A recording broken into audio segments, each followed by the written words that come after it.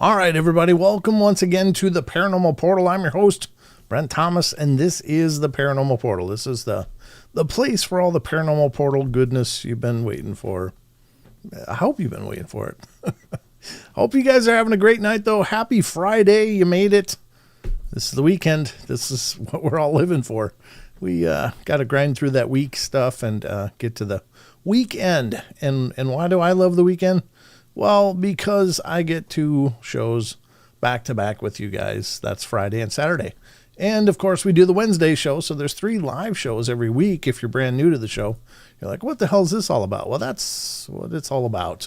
We're just all trying to stay warm, as I see the grieving model said, trying to stay warm. Well, I feel your pain. It's not been that cold here, thank God. But I was born and raised in Minnesota and lived most of my life in Minnesota, and in the U.S., the continental U.S., the lower 48, that's one of the coldest places there is on Earth, at least in the lower 48. Punk my video, what are the beings with glowing red eyes and black hooded cloak called? There's lots of ideas of what they are, but I don't know if they have a name. They may in traditional, more folklorish, or maybe even specific observations. Some think they could be a form of wraith. Some think they just could be a form of shadow people. Some think they could be some form of dark, twisted, more nefarious beings that were never probably human, but they kind of lurk and seem to practice all kinds of darkness around people. I don't know what the name would be, though, but yeah, I appreciate your question. If you find out, I'd love to hear it. I don't know specifically, but I know that the claims of those beings with glowing red eyes and black hooded cloaks are pretty widespread, actually. They're not as unheard of. Some people think they could be more extraterrestrial, some people extra dimensional, some people think that they're absolutely spiritual. And it's hard to say, but it's a weird phenomenon. A lot of people wake up and they see these black hooded figures surrounding them in their bed and seeming to chant and stuff. So it's like really, really, really weird. Whatever they're doing, it seems pretty unwelcome, whatever they are. But great question. Thanks, Punk My Video. I appreciate you stopping in and asking, and appreciate you being here. That's a new name, so a new person checking out the show. So I appreciate you stopping in and checking that out. Hope you enjoy it and get subscribed. And that goes for all of you. If you're not already subscribed, love to have you stick around and keep coming back. And again, we do these shows 3 times a week, these live shows, and I'd love to have you be here and be part of the family. So. But we got a lot to get to. Sheldon will be along shortly. Sheldon, if you are new, that's actually my oldest son. He's the big branch on my personal family tree, and he comes in on Fridays usually and helps me through the show, which is really cool. He's a good guy. I have a lot of fun with him. He's a great soul. But whatever you're doing, wherever you are, hopefully you're staying warm. You're all you got a warm libation of choice, and you're kicking back, and hopefully I can entertain you in the next 2 hours, which is what this show is 2 hours, commercial free. Although every once in a while I need to take a break to go to the water closet. I love that name, water closet. It's actually kind of a perfect name, because it's like a closet and there's water in there, and we utilize it for all kinds of needs. So I don't think that'll be a case tonight, but you never know. If it is, I'll be sure to put on a music video of my own making and hopefully enjoy that in the interim. But at any wake, I said, I was looking at Frank Monday and I said, in any wake, because he said, I wake up surrounded by beings of light and ancestral spirits and ascended masters. Wow. You get a lot of attention there, Frank. In Dreamland, I spent a lot of time at the Invisible College. Huh. I don't think I'm familiar with the Invisible College, but that's pretty interesting. I assume it's someplace where you're learning some ascended mastery kind of stuff, spiritual truth and such, and like your own spiritual Hogwarts, if you will. But yeah, I mean, anything's possible. I don't pretend to know what is or isn't possible, and I'm certainly not the arbiter of all truth. I'm just an idiot with a microphone and a lot of curiosity. So that's what we do here on the show. And by God, that's great. David Barnes. I'm not reading that out loud. Nope, not doing it. Delilah says water closet. That's a new one for me. It's actually a very English or British reference to a bathroom. The water closet. They call it the WC as well. I don't know. It's just kind of neat. I don't know. There's a lot of water in there. It makes sense. It's kind of like my bathroom's about the size of a closet. It's pretty tiny. But anyway, spiritual Hogwarts. You're welcome, Frank. Glad I could help. But anyway, we got a lot to get to. We're going to get to the news here shortly and see what articles I pulled up for you. Hello, Amanda's Crazy Life channel, and hello to all of you. I guess I can do shout outs here pretty soon. But we're going to get to the news. Then we're going to get to, what the hell else are we getting to? That's a great question. I think I got an article pulled up or something that we're going to get into, but I'll dig through my tabs and figure that out when we get to it. But we're definitely going to get to the what the hell is that? That's a segment where we discuss video and photographic evidence, and you guys get to vote. And so I like that. It's been a lot of fun. Yeah, the loo, absolutely. It's always the loo. It's kind of what I call it. I don't know. I don't use it as much for the bathroom as I do for the other functions that happen in there. I mean, I do shower and bathe regularly, but that's only once a day, but I'm using it a lot more for other things. But anyway, enough of the bathroom talk. I don't know how that always happens on the show, but we always end up somewhere in the gutter. Just doesn't take long. We just end up there pretty quick. And then we'll hit the cryptid corner to kind of close out things tonight and see where we get. Sometimes we don't get much time for the cryptid corner, but we usually discuss cryptids pretty heavily on the what the hell is that? So it's not like we're not touching cryptids. So basically, thank you, Rachel. That's a great thing. If you're new here, welcome. This blue link is for the Paranormal Portal Discord. It's free to join. Lots of interesting links, and you can add stuff too. Yeah, our Discord community is pretty wonderful, and there's a lot of threads and stuff. No one says, we don't need to know what you do when you're alone in the water room. Actually, I call it the study at my house. It usually requires my smartphone and a lot of thinking time. You know how it works. Everybody's got their space. That's one of my spaces that you may not have needed to know, but now you know. And as G.I. Joe used to say, and knowing is half the battle. There you go. So I guess without further delay, I can't think of anything else. We can do some shout outs and then we'll jump into the news. So let's see who's here over on Rumble. We got Barbara Mora, HB Girl to You is over there, and Big D's over there, as is Car Juice so far. Haven't seen Dog Digger or Justin Goodearth yet, but that's okay. We'll watch for him. We will watch for him, and I think I'm going to go over to this other one here. I got to shrink this window. I never did do that, did I? I never did, but I'll do it now. Let me do this to click it over to there. Got to make that a little taller, getting everything lined up. You know what also I didn't do? I didn't turn on the ghost radar. The ghost radar is this thing right down here that I'm pointing at. That's the ghost radar, and usually we play that. We just leave it working passively on the show, and sometimes it pops up and does some surprising stuff. I mentioned, for those of you that are new, the study. It's my den. I mentioned before that we do this segment called What the Hell is That? And I ask you guys to vote. And usually I say, look, if what you're seeing you think could be legitimately paranormal activity or evidence, give me a 1 in the chat. And if what you're looking at you're thinking is just a bunch of bunk, give me a 0. And this ghost radar over here where I'm circling my mouse also has a word database on it. And so I asked people to vote. It was on a ghost photo. I said, do you think this is legit, 1 or 0? And on cue, the ghost radar said 0. It was the greatest, because it's like the ghost vote. And that means they didn't think it was real. And I guess I would trust that a ghost would probably know that, right? So I thought that was really cool. So sometimes it spits out some pretty cool things, but usually it's really random, I don't know, background noise mostly. But it also detects spirits, uses a magnetometer, which all wireless devices have, and they can detect electromagnetic fluctuations and variances and stuff. And so it detects those, and it'll put them on this little radar screen here, like a old ship radar. And just watch that. They'll appear like circles on here if anything's wandering through, or if there's at least, and I'm not saying it's definitely paranormal. It could be any number of things could cause an electromagnetic variable. Could be something electronic, could be a car starting somewhere. Who knows? I mean, there's all kinds of reasons you can get false positives on those, but it could also theoretically be spiritual. So anyway, keep watching that. That'll be going on. What's the date? It is the 23rd.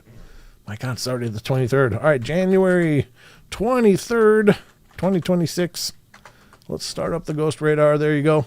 And you'll see these bar graphs here. These are measuring its R flux detection. Pulse energy is below that and the top one. And then down below is wave sensor. And I have no idea how this works, really. I just know it's utilizing the built-in magnetometer of the wireless device, and it's detecting those wave activities. And you'll see these go really wacky, and then dots appear here. And sometimes it hisses. Sounds like Harry Potter when they does the parcel tongue thing, like that. It's really creepy. And that's when it's a really strong presence, like energetically very strong. So we'll see what happens. Maybe something will pop up. Maybe it won't. It's not active all the time. Not always does it go off, but every once in a while it does. So there you go. All right. I guess, well, hi from Australia. Being Wanderlust. Well, welcome, Wanderlust. Nice to see you. Thanks for stopping in. You are well represented. This is a show that gets a lot of love from Australia, actually. We get a lot of love. Usually Aussie Tigers here, and Maggie is from Australia, and John Temperin, I think, is from Australia, or Stevenson. One of them is from Australia. I can't remember which. But one of the Johns is from Australia, so we get a lot of Australian presence here in the show, and I love you guys over in Australia. You guys have been very supportive and wonderful for the Paranormal Portal for years and years and years and years. And ever since basically I started, I've had people from Australia take part in the shows. And still, in my podcast distribution, there's a podcast. These are the live streams. This is not the Paranormal Portal podcast. If you ever hear reference to Paranormal Portal podcast, that's a different show. It's still me, but it's a different format. It's where I'm interviewing or talking about a topic or something to that effect. And it's usually audio-only format. I do video as well, but I have a whole backlog of catalog of videos I have to create. So you'll find the Paranormal Portal podcast on all the podcasting applications: Spotify, iTunes, iHeartRadio, Pandora, Google Play, Castbox, Stitcher, et cetera, et cetera. Every one of them, I should be out there. So where was I going with this? Oh, well, my second biggest market after the United States is Australia for my podcast. And that really blows me away. It's really, really cool. So just get a lot of love from you guys over in Oz. So thank you.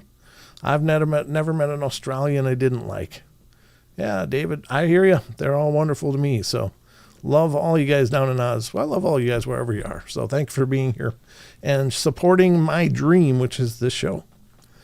Thank you, Owl Woman, for posting the link. That is the paranormalportal.net is the homepage for the Paranormal Portal. So if you're ever looking for news or information about the shows, you want to be a guest on the podcast because you got a bunch of experiences of your own, go over to the paranormalportal.net and you can click a button called Interview Me, and it'll launch my calendar app, and you can pick a date and time from my calendar that matches when you're available, and we'll get together and have an interview. So always an opportunity. Paranormal Podcast, how I spend my Sunday nights. Oh, really? T-Bone, you must be up late because I don't release it until like 2 a.m. Well, it's actually Monday morning, but about 2 a.m. Monday morning on my time. I'm tuning in from China, but I'm an American. Go Joe. Oh, very cool, Frank. Well, wherever you're listening from, just love having you here. Hey, Jaron from Supernatural Station. Got to breathe and cough. Hold on. There we go. Good to see you, Jaron. Thanks for stopping in, brother. And so let's get to the news, and we'll start chewing away at this night and seeing what kind of information I've curated for your benefit. Hopefully it's your benefit. Hopefully you find it entertaining. But at any rate, ladies and gentlemen, it's time for Danus. Danus.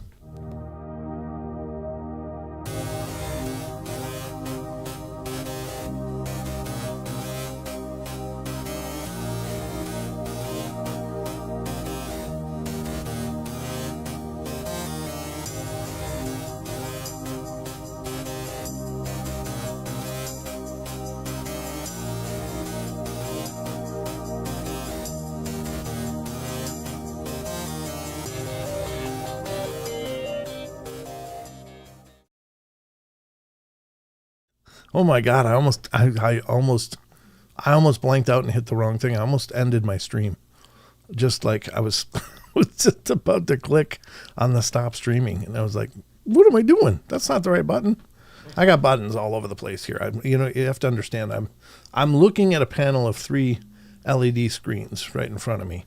One is curved in front of me, and then 2 on the sides, and then this one back here. But that's more for display. In fact, that one's not really right either. It's okay. We'll just leave it for that way tonight. Usually I have a portal graphic that shows up back there. But at any rate, yeah, I forgot where I was going with this. But I almost ended the stream. That would have been just stupid.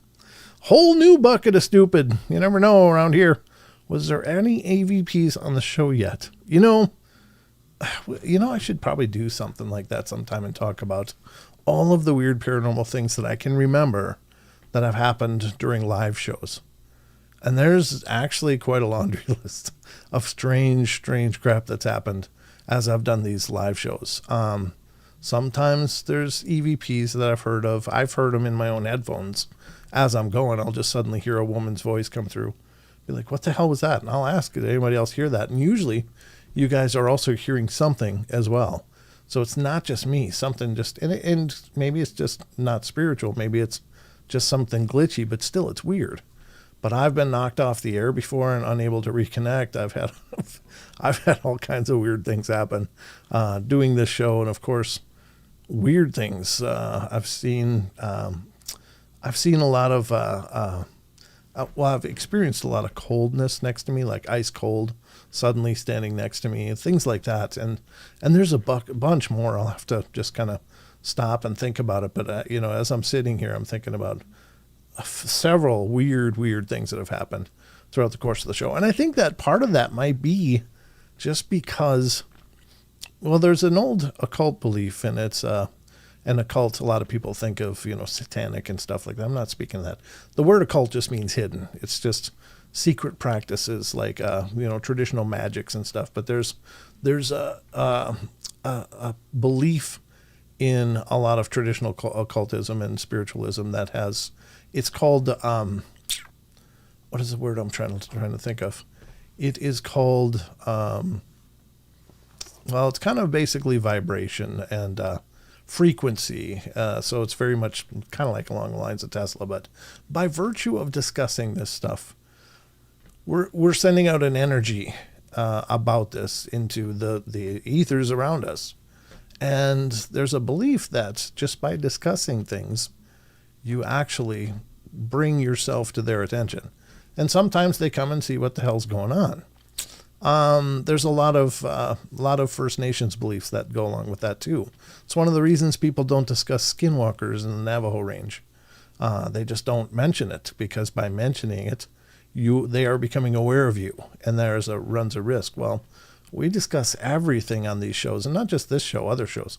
I've talked to a lot of different show hosts that have talked about the fact that, man, they've had a lot of weird stuff happen, things they'd never experienced before doing a show. And now that they do a show, there's lots of strangeness that finds us. And it's by virtue, I think, of us discussing it, that there's some merit to this idea that when I discuss ghosts, well, they kind of go, what are they talking about us for? Let's go check it out. And so they stop in.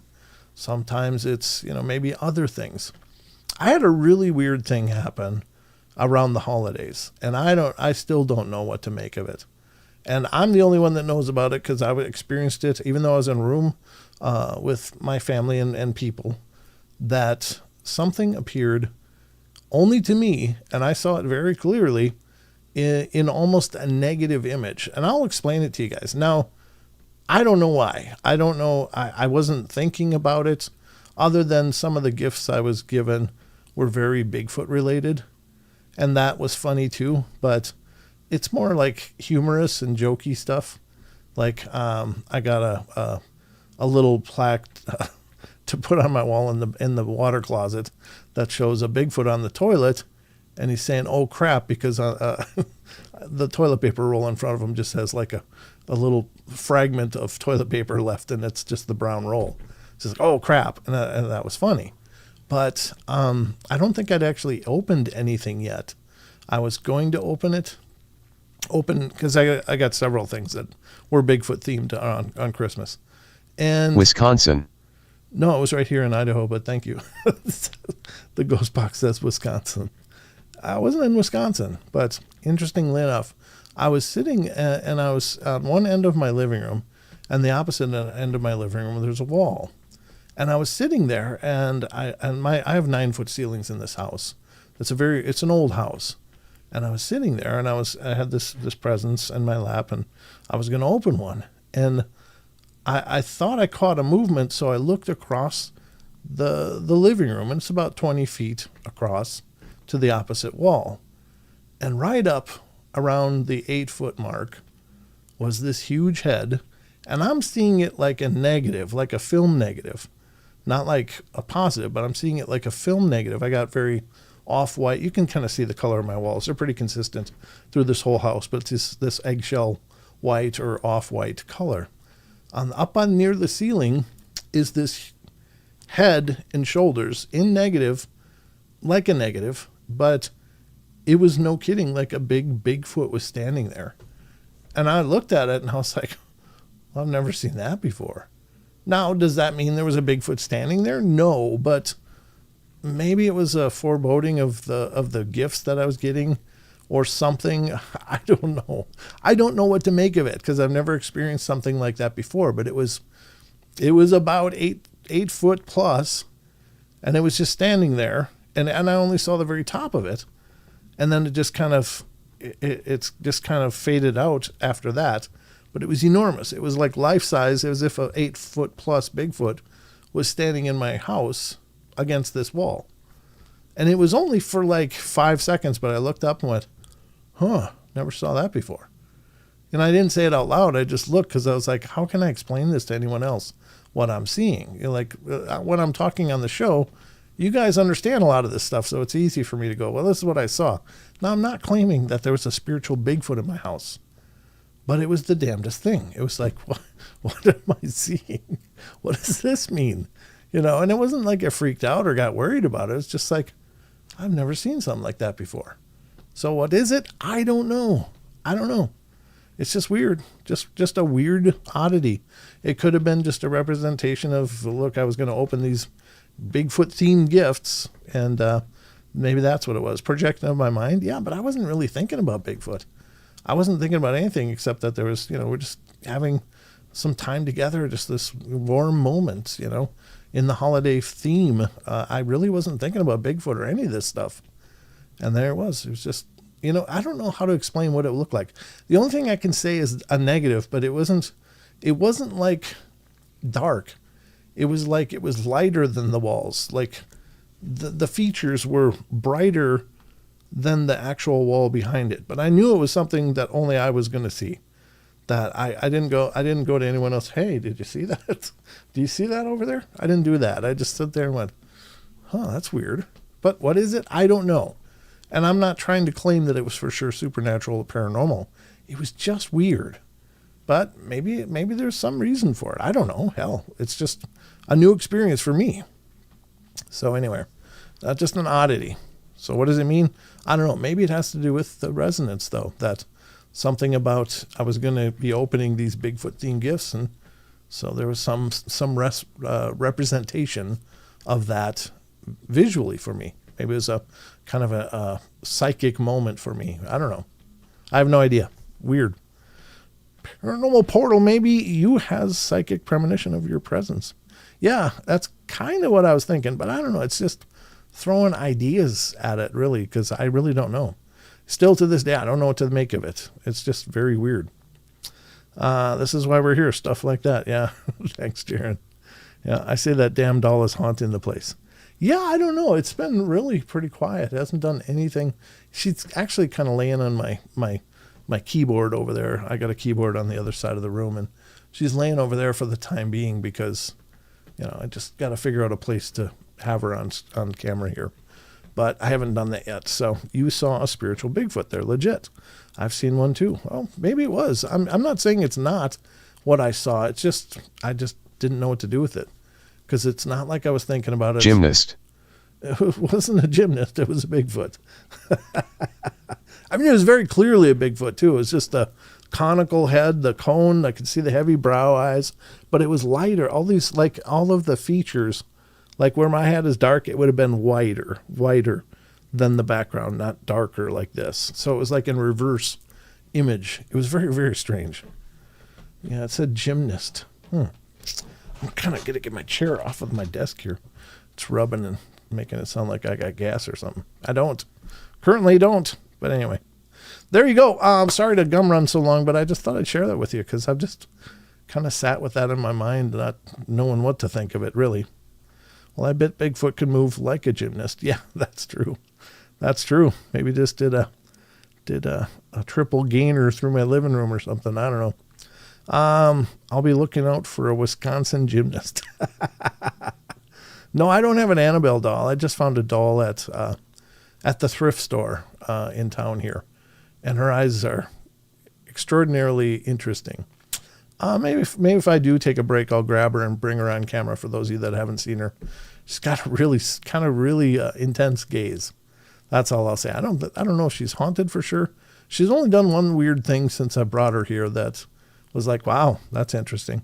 And that is she used to be sitting in the chair over there.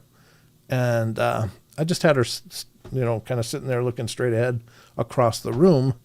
And one morning after I got up, I came in here with my coffee and noticed that her head had turned and she was facing the monitors here, like she was watching them.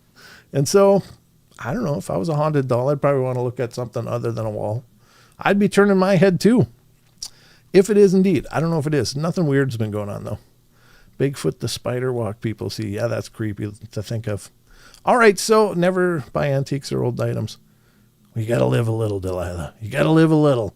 Got to roll those dice sometimes. All right, let's get to the news. Sorry, I've been flapping my lips for a while here. All right, ladies and gentlemen, this is the Paranormal Portal News, and we are going to get into these stories that I've curated for you. Hopefully you enjoy them. Hopefully they're entertaining or interesting, or at least you learn something. Maybe you learn something. You never know. I learn something new in every one of these news stories that we do. Not everyone, but most of them. I do learn a lot, so I like this segment. But throughout the course of the show, I utilize a lot of different websites. These are incredibly well done websites. They have the greatest stories. They are the most well-maintained sites I've ever found with incredible information and resources. And I just ask you guys, please, to visit these sites. Please support them. Nobody's doing it better out there. I've been at this for a decade now, and I've never found better yet. Doesn't mean there aren't other great sites out there, but these are the ones I've found and I support wholeheartedly because they are just fantastic. So please visit them because your traffic equals revenue, which keeps the lights on. I don't want them to go away. I want them to be here forever for me. All right, so we're going to get to the first news story tonight. This is from the Conspiracy Files. I had not heard of this one. This is brand new to me as of when I pulled this up earlier today. And I was like, wow. So you guys will have to let me know if you've heard of this. This is the first time I've ever heard of this. But here you go from the Conspiracy Files of unexplained-mysteries.com. Bizarre conspiracy theory claims Earth's gravity will stop for 7 seconds. What? How do you stop gravity, first of all? If gravity is a function of mass, and that great mass creates a gravitational field, then how does that mass disappear for 7 seconds? How could that be? Well, let's read it and find out. I don't know. I'm stumped. The idea seems to have stemmed from claims of a leaked NASA document known as Project Anchor. We've heard a lot out there of conspiracy theories over the years, ranging from the Earth being flat to the Roman Empire being a hoax, but this latest one, which started doing the rounds on social media recently, is perhaps one of the weirdest we've heard in a long time. Yeah, it's sounding like that to me too, interestingly enough. Let's see what it says. The idea is essentially that on August 16th, 2026, mark your calendars, maybe get a rope, tie it to something before then, at 1933 Eastern Time or 1433 Global Mean Time, I guess. GMT is Global Mean Time, right? The Earth's gravity will simply switch off for a period of 7 seconds, and that NASA knows all about it and is covering it up. Because, yeah, why would anybody need to know you're not going to have gravity for 7 seconds? What the hell happens in that 7 seconds? The basis for the bizarre claim is an alleged leaked NASA document about something called Project Anchor, a document that doesn't actually seem to exist anywhere online. The idea has actually caused a great deal of concern, in particular regarding the potential consequences of everything and everyone floating freely and then falling back down. Some have even suggested that 40 million people could die from falling injuries. NASA, however, has since been moved to play down such concerns. Well, yeah, I'm sure you'd want to play that down, especially if it's obviously not true. The Earth will not lose gravity on August 12, 2026, a spokesman told Snopes. Earth's gravity, or total gravitational force, is determined by its mass. Boom. There you go. The only way for Earth to lose gravity would be for the Earth system, the combined mass of its core, mantle, crust, ocean, terrestrial water, and atmosphere to lose mass. Whether this response will be enough to dissuade conspiracy theorists, however, remains unclear. Well, probably not. People will believe pretty much anything. I'm actually usually dismayed by how quickly people will grab onto an idea that someone throws out there. But could you imagine being like a pole vaulter and that's the time? You crank that pole and you're going up, and suddenly that's the time and you're going up. For 7 seconds, you're going up. And I don't think there's a big enough mat to land on for that. That would be freaky. Or you're on the trampoline team. Nope. Or a gymnast, something. I don't know, diver, whatever. In any case, get a rope, tie it to something just to be sure. Might as well be safe. I'm just saying, how high could you float up in 7 seconds? Depends on how much momentum you have. Could you imagine being on a roller coaster at that time? You could be gone in 7 seconds. My God. Anyway, weird stuff. I'd not heard of this. Did any of you guys heard of this? Ralph Hammond says, I'm okay with it. Yeah, I mean, it'd be a great time to work on your back and stretch it out, get an adjustment or two. Anybody heard of this? I don't know. I don't have any idea what the merit of that is or what Project Anchor is supposed to do to negate the gravitational force of our planet. That's weird. Wouldn't we just automatically start getting sucked to the sun if there was no gravity here? I mean, whatever the sun is has enough gravity to hold the Earth in orbit. So, and then Earth has its own gravity. But, I mean, would we just suddenly get vacuumed off the surface in like 7 seconds into space? I don't know. That would be absolutely terrifying. But anyway, that's the news article, the first one. I never heard of it. Nobody else? You have heard of it. Amanda's Crazy Life channel has heard of it. Okay, Wizard Moon heard about this. Ralph Hammond says 40 million doesn't seem like enough. But whatever. Yeah. I don't know. Depends on where you're going with it, I guess. How about the moon? Yeah, the moon would have some gravity, but I mean, you could almost leap off the moon all by yourself just with the power of your legs.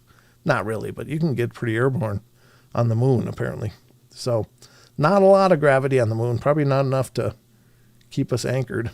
Whatever the case. I don't know. Yeah, it's a very strange story. I have no idea what the Project Anchor is supposed to be or how it could affect our gravitational field, but there you go. You were here when you learned about it. Or for those of you that already did, I guess aren't we already slowly headed towards the sun? I don't know. Are we in a degrading orbit towards the sun? I didn't hear about that. I thought it was pretty solid. I know the moon is actually on a decaying orbit, like it's moving a little further away all the time, but it's like micrometers. I mean, it's very, very small distance that it moves away every year. So it's not much, but yeah, grappling hook features are up. Yeah, everybody get their bat belts on and put your batarang around something solid. I don't know. That might have sounded a little creepy. Sorry if it did. That's not what I meant. All right, here we go. Apparently the Bank of England's getting involved in the disclosure discussion. This is coming from the extraterrestrial files of unexplained-mysteries.com. Bank of England must prepare for alien disclosure, says senior analyst. I guess they're expecting some panicking going on. 35,000 feet high and going up pretty fast. Yikes. I believe we are slowly. Okay, well, that's news to me unknown. I didn't know that. Hola to you, Linda. Good to see you. Thanks for coming in. All right, let's see what's going on with the Bank of England talking about disclosure here. Financial institutions are being urged to prepare for financial collapse triggered by news of alien life. From the outbreak of war to the loss of jobs due to artificial intelligence, there are certainly plenty of tangible threats to the stock market that could bring about a financial collapse in the future. But according to Helen McCaw, a senior analyst in financial security at the Bank of England, the one thing that isn't being taken seriously enough is the threat of a collapse prompted by an announcement about the existence of intelligent extraterrestrial life. Yeah, well, sometimes you got to wonder if they should announce whether there's any intelligent terrestrial life. Sometimes it doesn't seem like it. The United States government appears to be partway through a multi-year process to declassify and disclose information on the existence of a technologically advanced non-human intelligence responsible for unidentified anomalous phenomena. God, I just hate that acronym. First it was unmanned aerial phenomena, now it's unidentified anomalous phenomena. They just keep finding out new ways to explain UAP. Just UFOs. Come on, people. She was reportedly quoted as saying, if the UAP proves to be of non-human origin, we may have to acknowledge the existence of a power of intelligence greater than any government and with potentially unknown intentions. McCaw argues that the bank chiefs and politicians must do more to prepare for such a scenario. UAP disclosure is likely to induce ontological shock and provoke psychological responses with material consequences, she said. There might be extreme price volatility in financial markets due to catastrophizing or euphoria and a collapse in confidence if market participants feel uncertain on how to price assets using any of the familiar method. Yeah. I don't think it'll matter. Honestly, I think we've already had disclosure to a degree, and life moved on. It didn't take any time. I'm just saying. You know what? That's a good point, Elaine. Maybe that's when they should aim their rockets to go up, whatever they're launching. They should just gear it towards August of this year for that 7-second window and just shoot it out there. Let's go. Let's go. Just saying. Yeah, words matter. I'm UFO for life, Ralph says. Yeah, me too, because they can't seem to figure out what the hell UAP even stands for. I've heard like 3 different discussions about UAP. What does it mean? Unmanned. What does it mean? Well, I've heard unmanned aerial phenomena. Today, it's in this article, it means unidentified anomalous phenomena. What does that mean? Just stick to UFO, my lord. Just go back. That's what I'm saying. Yep. They can't make up their mind. They can't, and they don't seem to want to. Ladies and gentlemen, Mr. Sheldon Thomas is here. How you doing, buddy? Yes, I'm doing good. It's Friday, my favorite day of the week. Well, good. I'm glad you made it. Happy Friday to you. All right. Happy Friday, everyone. Let's get to the next article. This one is, well, I guess I can go to this one now because you're here. Let's get to closing that one and opening the next one. This is the next one from Paleontology. Well, that's interesting. I don't know how big this one is. No, it's not too big. It looks like, I don't know. Anyway, we'll get to it in a second here. I'm just looking at the picture that they provide. I'm like, what? All right. This is from unexplained-mysteries.com. The Paleontology Files. 26-foot tall prehistoric structures may have been a whole new form of life.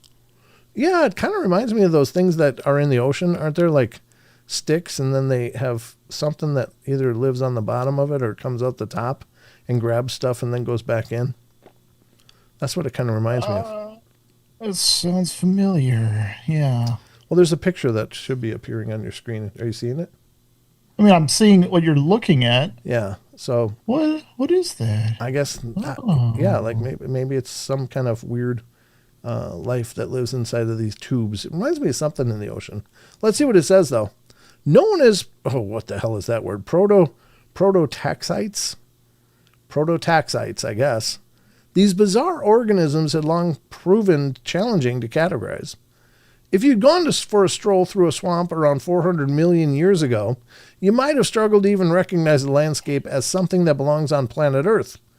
Among the alien-like features would be peculiar pillar-like structures, some exceeding 20 feet in height, and these were produced by prototaxites, mysterious organisms that form these trunk-like structures from large numbers of tiny interwoven tubes. Well, at the time, they would have been the largest land-dwelling organisms anywhere on Earth. But what exactly were they? A type of fungus? Perhaps, or something else entirely? After years of debate and uncertainty, researchers in the UK now believe that the reason it has been so difficult to categorize prototaxites is that they are, in fact, an entirely new form of life. Oh, something new for the fossil record. Huh. Imagine that. Never complete. Never complete. Yeah, imagine that. Wow. They found something new to put in there. That's why you can't use the fossil record as an authority on what is and what could never be. Yeah. Led Zeppelin. Some of you guys might recognize that.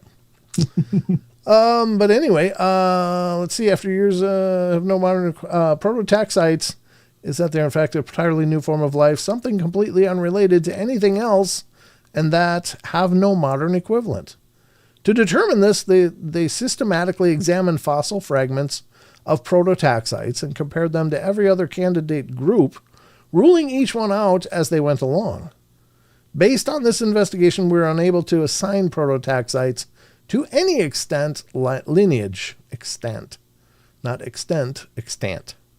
lineage, reinforcing its uniqueness, they concluded. And it says, we conclude that the morphology and molecular fingerprint of P taeti is clearly distinct from that of fungi and other organisms preserved alongside it in the Devonian deposit. And we suggest that it is best considered a member of the previously undescribed, entirely extinct group of eukaryotes. Man, there's some big words in this thing. I need a raise just to read it. So there you go. Eukaryotes, I guess. Eukaryotes. Okay, there you go. New word for me. I have no idea what I just read, but I did the best to read it I could. So there you go. Maybe some of you... That prehistoric record could never be completed. I mean, it literally can't, because I believe it's like 90% of organisms back then were never fossilized to begin with. Yep, amen. Yep. It'll never be complete. Well, no, you're absolutely right. Some things were just never preserved. So we wouldn't know they were there. We had no record, fossil or otherwise, that they were even here. So there you go. That's the second article. But wait, there's more. Did you know that? There's more, Sheldon. No way. All right, here we go. This one's coming from... No, it's not too long. I'm just making sure. From Egypt. It's Archaeology and History Files of Unexplained Mysteries. Another cracked, maybe solved riddle on the building of the pyramids. Not really, but let's just roll with it. Here we go. Let's see. Egypt's pyramids were built using an internal lifting system, study suggests. There you go. Just they lifted from inside. Huh? Yeah, they lifted stuff from inside. Internal lifting system. There you go. That's how it was done, apparently. Huh? I don't know. Let's read it. Maybe it makes more sense if we read it. Let's see what it says. New research has proposed that the counterweights and pulley-like mechanisms were used to build the pyramids. The efforts and skill needed to construct something like Egypt's Great Pyramid cannot be understated. Long before the availability of modern technology, the ancient Egyptians had mastered the art of moving, placing huge stone blocks with a remarkable level of precision. Exactly how they did this has long remained a topic of heated debate, with archaeologists unable to decide on a definitive explanation for how they managed to lift the blocks into place. Now a new study, Dr. Simon Andreas Skewering of Weill Cornell Medicine in New York, has outlined a case for a complex system of sliding counterweights and pulleys situated inside the structure itself. So that could be it. This, he argues, would have been essential, as brute force wouldn't have been enough on its own. Using counterweights, the builders could have lifted huge stone blocks to the upper levels of the pyramids in a remarkable short time, even as quickly as 1 block per minute. Wow. Dr. Schuring maintains that the architectural features within the Great Pyramid, such as the Grand Gallery and ascending passage, are evidence of where the counterweights might have dropped. He also suggests that the antechamber may have been part of a pulley-like mechanism. Such a system would have certainly made the construction easier, especially compared to having a large number of workers manually hauling each and every stone block into position. Proving beyond a doubt that such a method was actually used, however, is likely to prove quite the challenge. Yeah. I mean, because they haven't found... Have they found pulleys? I don't know what they found. I've never been to the pyramids. I don't really know that much about them. I just think they've been around a lot longer than we think. I should say not we. I should say traditional science thinks. I think we all know the truth. Well, how much longer do you mean? I think they could have been around for tens of thousands of years older than what is currently projected. I think people moved to them rather than people building them up. People stumbled upon them on a long dead civilization. You know, they were built by some long dead civilization, and people stumbled on them and found them and called it home. But am I right? I don't know. It's just what my gut check tells me. Yeah. It's been around forever. In fact, the pyramids used to have like a smooth limestone exterior and marble and stuff, and all of that was taken by the Egyptians when they built Cairo. Apparently, they just kind of robbed the pyramids. That's why they look like this on the outside. God, I would have loved to see them in their pristine condition. Yes, yeah, absolutely. What special person decided to rob the pyramids of materials? It's the nicest way I can say it. There you go. Well, I don't know either. But that's the news so far. I don't know if that's true or not. It's another idea in the bucket of ideas dealing with ancient Egypt. Still one of the remaining wonders of the world that we may never know the truth about. But it's pretty cool. I think those 3 are at least old. I'm not so sure about these littler ones. I think these could have been more modern attempts to replicate the older versions, these 3. And it could be. Yeah. So, I mean, look at the states. This is more like a step pyramid than it is a pyramid. Yeah. Yeah. So, anyway, very cool. Time will tell, maybe. I don't know. But let's get to the next one, because there is more. There's more. There's always more. I pull up more. Every time I pull up more. Last story of the night from Science and Technology. Is it really true that simply being out in the cold weather can make you sick? Isn't that from Doctor Strange?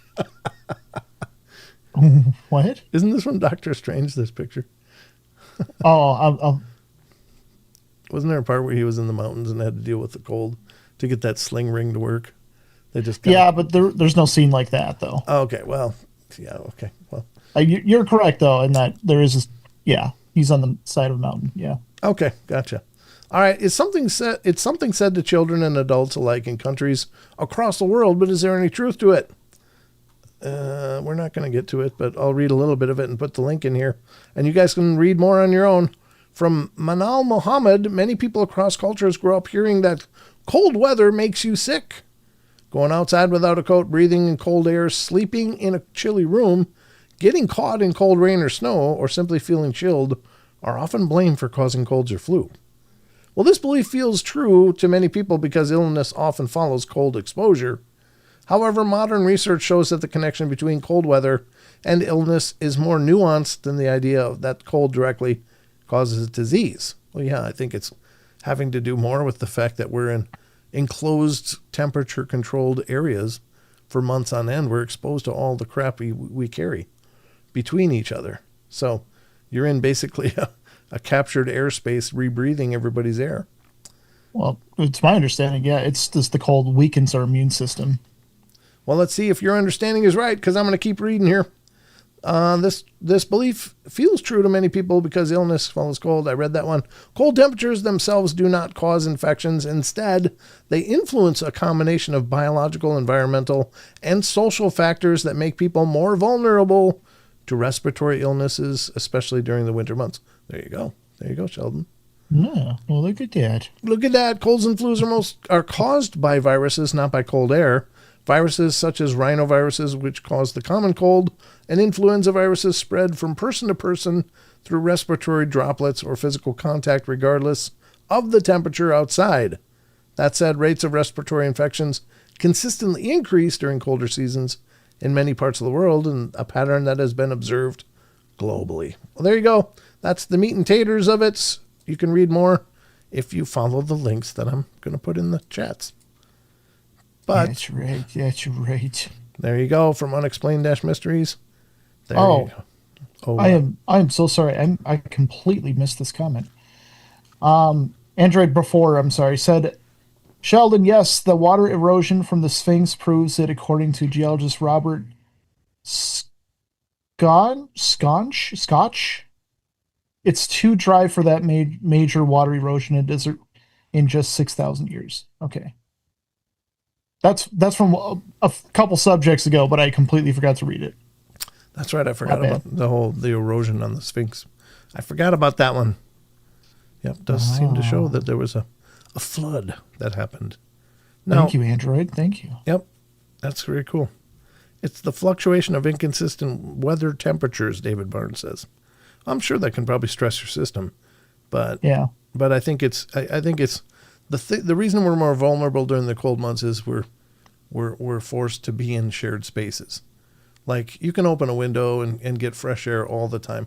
In fact, in Europe, it's real common to open your windows every day for a few minutes just to get fresh air in. Even though it's like freezing outside, you open it up, let fresh air in, and then you close it up and get warm again. But it's probably a much healthier practice than what we do here in the States, where we just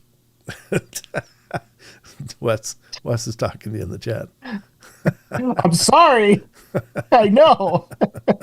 So I think we're always sharing those, like we're in these enclosed spaces and we're coughing, wheezing, dripping and sneezing all over each other. And that's how we spread a lot of crap during the winter months. That's my opinion. You just don't get out as much, don't get as much fresh air. Shared air is, probably not good. Oh, yeah. I agree with that. That's probably a factor. Yeah, it's a factor. We'll go there. Yeah. All right. Wes, you're welcome to join us if you want. Just let me know. I'll send you a link. Yeah, if you want, yeah. You can help bear the load. You can abuse Sheldon in person. Okay, never mind. You don't have to come in. You don't have to be here. It's fine. You don't have to wait for us to acknowledge chat. You can do it with your microphone.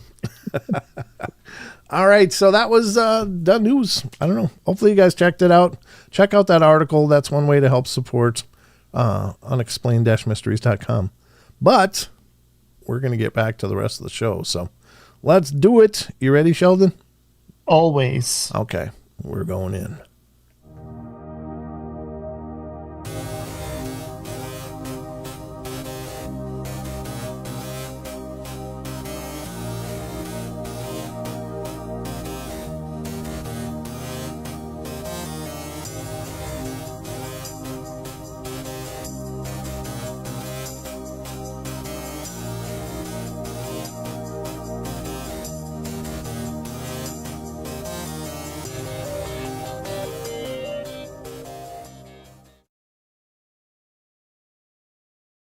There we go.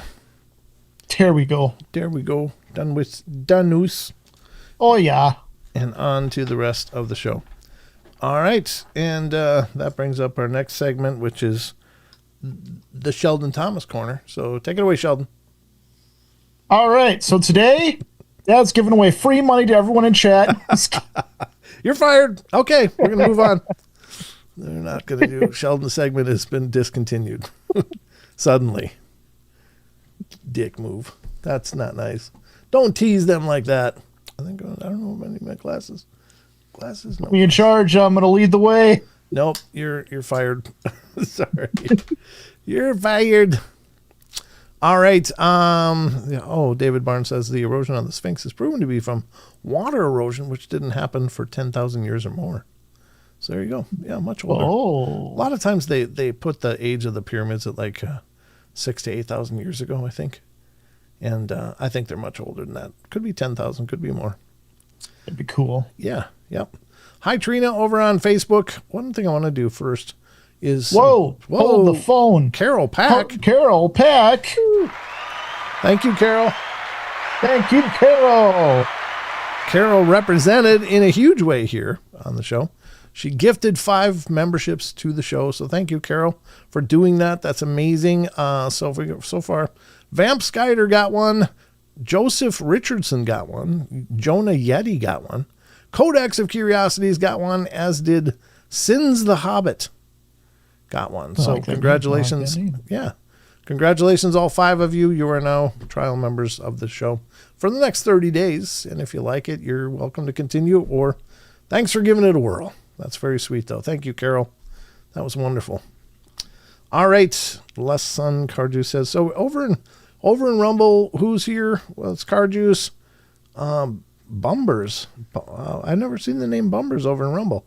How you doing, Bumbers? Welcome to the show. Thank you for checking it out. Dog Diggers over there, Big D, Barbara Mora, and Carjuice. Anybody else? Still not seeing Justin Goodearth, so he's out there somewhere, but not here. Not here.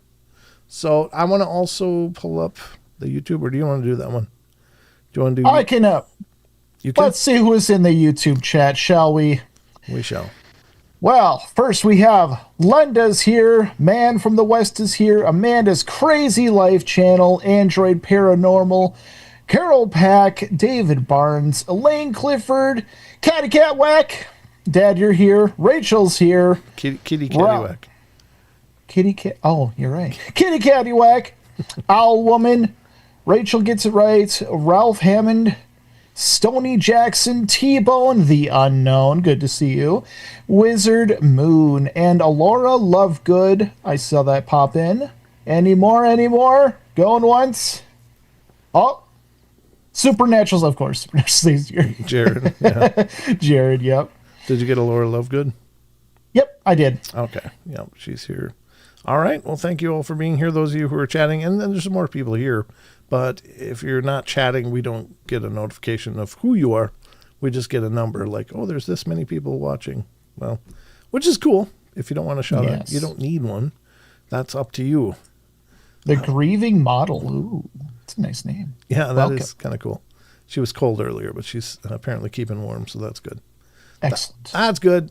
Yep. Ooh, Hardwick Big D coming in for the 40 months. What? Woohoo! Ooh, 40 months of membership. Thank you, Hardwick. Thank you, brother. Thanks for remembering, man. I appreciate it. Yeah, Jared says if you guys can like it and share it, that'd be cool.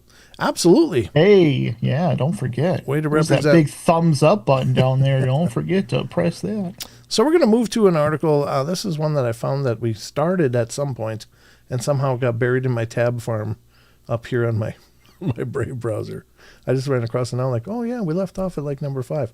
These are famous ghosts around the world. And we were on number 5. Oh, Linda remembered too. Linda. Thank you, Linda. Thank you. Wes says, apparently there are 62 souls in chat and 1 being. Sheds tear. I'm not sure I understand that, but it's what are you being? No, I'm just kidding. All right, let's go to this article. This is from ranker.com. Ranker is a pretty good resource for a lot of different topics of articles. And they have quite a few that deal with the paranormal, which is really cool. But this is apparently famous ghosts from around the world. And we did 1 through 4, which 4 was La Llorona. A lot of people say La Llorona, but it's Llorona. La Llorona. The Brown Lady of Rhineman Hall in England. Kuchisake Onna in Japan. And the Black Monk of Pontefract in England. So that's the first 4. So now we're on number 5, which is the White Woman of Belchen Tunnel in Switzerland. It says, built in the 1960s, Belchen Tunnel is a 10,430-foot long tunnel in Switzerland that connects Eptingen in Basel County, in Hagendorf Solothurn. Yeah, I love these Swedish names. They just brutalize the hell out of my palate. No offense, love Sweden, don't get me wrong, but pronunciation of your language is not easy. The haunting there is one of the more modern ones on the list, first being reported in a newspaper in January of 1981. Yeah, that is pretty recent. The newspaper article claimed that an elderly woman wearing white would appear on the shoulder of the highway and flag drivers down for a ride. Drivers would pick up the woman only for her to vanish from their car as they drove through the tunnel. Sightings of the White Woman in Belchen Tunnel continued through the 80s, including one story of 2 female law students who apparently reportedly picked her up in 1983. The White Woman apparently said something terrible was going to happen before disappearing from the back seat of the car about halfway through the tunnel. These stories have led to the Belchen Tunnel being known as the most haunted roads in the world. Yeah, it's kind of like, it's kind of sucks because, instantly I'm thinking of, when you have that group of friends, and you go out to the club or a bar or something just for a few drinks, and one of your friends just turns out to be a mean drunk. It's like, and this is like the mean drunk of the ghost world. Gets in for a free ride and, I'm going to hell. See ya. And gone. Yeah. So not good. Not the kind of haunting you want. Like something bad's going to happen and then she's gone. Dips out. So, I don't know. Wes said Sheldon Roscoe Thomas didn't say my name like I'm the ginger in chat. Hence the 62 souls in one being, since gingers don't have souls. Fair enough. You just inherited. That's the middle name Roscoe for Wes is a term of endearment. A term of endearment. Oh, I thought you were saying Roscoe because of Costco, because that's where I get my Cokes from. That's where I get my Coke. That's from my supplier for my Cokes. I don't think Wes is that plugged in on the Sheldon lore. So. Oh, okay. There you go. There you go. All right, so that's the White Woman of Belchen. And I just watched a video not too long ago, and I thought I was going to pull it up for what the hell is that, but I think I closed it by accident.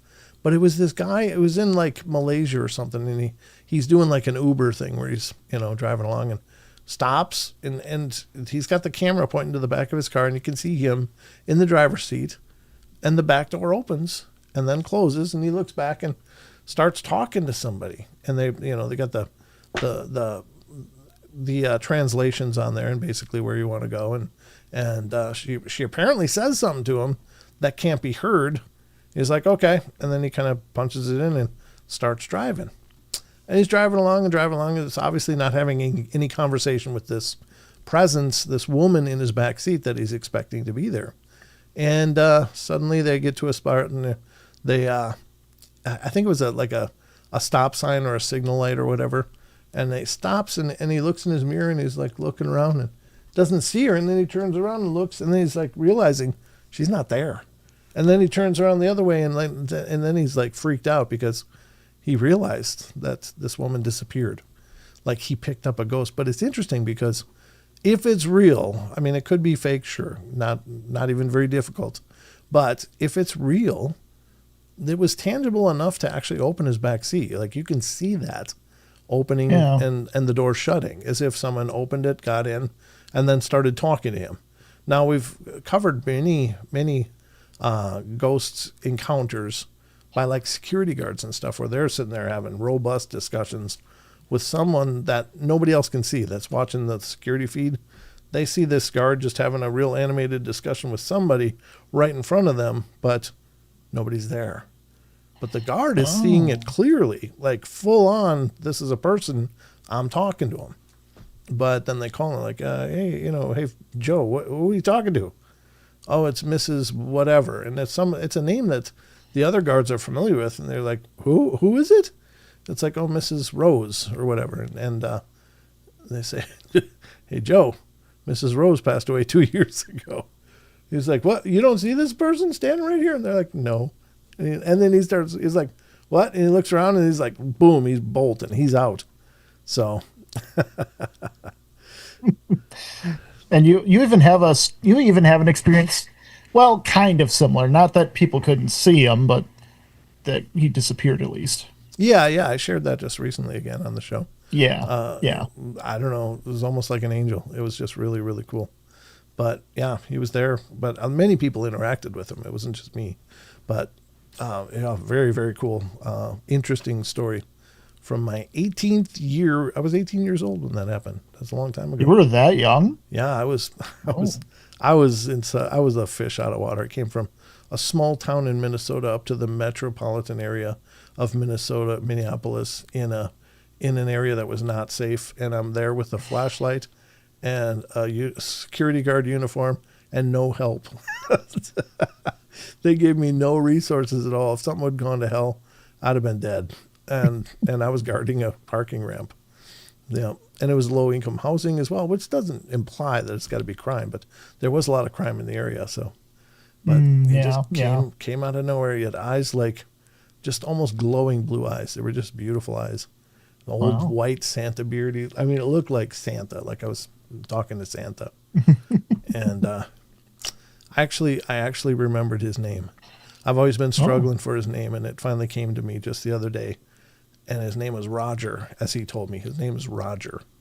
And that's what he named himself. So, but yeah, he disappeared, like just disappeared. In 1 second he was there, and then boom, the next second he was gone. So that was after like about 2 weeks of appearing almost every night. So. Oh, it was that long of a period. Oh my God. Yeah. I thought it was like a one night thing. Okay. Oh, no. He came over and over, and we'd talk and, just visit and BS. And it was just really, really interesting. It wasn't there every night, but it was like several nights over 2 weeks period. Yeah. Wow. Yeah, pretty cool. So what's unknown? Did the crime go down when you left the area? Yeah, I left the place safer than I found it. I'll just say that. I scared the crime out of the area for sure. Me and my mag light. Says Roscoe is what I told a bunch of Merkel fans. That was his middle name, Anthony Roscoe Merkel. He asked me to stop because people would come up to him at conference calling him Roscoe. Honest mistake. Yeah, that's why I said it was a term of endearment, because I remember that. I remember it. That'd be funny if I was called Roscoe someday. I'd be honored. Yeah, see, you gotta keep her here, Wes. Just keep calling Sheldon Roscoe. He's digging it. That's right. I'll take it. No, you're Sheldon Roscoe Thomas. That's right. That's my name now. There you go. It's got to stick. All right. So let's go to the next one. This one is number 6, The Ghost of Ballygally in Ireland. Ballygally Castle Hotel sits on the eastern coast of Northern Ireland, constructed in 1625 by John Shaw of Greenock. The castle survived multiple sieges during the 1641 uprising, thanks to its 5-foot thick walls. The castle stayed in the Shaw family for centuries before changing hands several times and eventually becoming a hotel. Locals believe the Ballygally's resident ghost is nearly as old as the castle itself. According to lore, Lady Isabel Shaw gave birth to a daughter, much to the dismay of her husband, Lord James Shaw. Oh, man, that's so sad. Who wanted a son? Lord James allegedly had Lady Isabel locked in a tower where she was driven mad by the sounds of her crying daughter. Oh, man, people back then were just stupid brutal. Lady Isabel either jumped from the tower to her passing or was pushed through the tower window by Lord James himself. Since then, residents and guests have reported seeing a Lady Isabel's restless spirit. One family even reported that upon entering the tower, Their baby began crying. Policeman. Yeah, you should have called the policeman. What? You're right. The ghost box said policeman. Should have been some policemen Yeah. that took care of that, but this is a whole different world back then. Their baby began crying and screaming uncontrollably, as if terrified by an unseen entity. In addition to Lady Isabel's ghost, the rustling skirts of a 19th century woman named Madame Nixon can be heard in the stairwells of the castle. Others have reported a green mist that seems to hang over Ballygally Castle for no apparent reason. It's kind of fun to say that, Ballygally. Ballygally. That is fun. Yeah. Ballygally. Are you running to the store? Don't forget to cover your Ballygally. Well, at least we found something positive in that story. My Lord. Yeah, it's a bunch of tragedy. But then, that was a different world back then. It's like a male was like everything, and females were just, it was like, oh, why do I have to have one of those? I mean, come on, man. What a horrible thing to do. And then to blame the woman. It's like, it's all your fault. You didn't give me a boy. It's like, well, I don't know. I'm not sure where gender is from, but I'm pretty sure it's from the male that determines the gender of a child. That's like part of the male. I thought so. Why don't you Google that? Find out which mother or father determines child gender, or however you would say that, I guess. Or any of you in chat can weigh in on this too, if you know. Let us know. The father. There you go. It was his fault. He should have lobbed himself out of that tower. I suck. There's no boys in the pool. He dives out. That's funny, Brent. You were talking about being a security guard, and it said police. Oh, yeah. Maybe that was more. Maybe that's where it was. Yeah, Wes said it's from the father. Yep.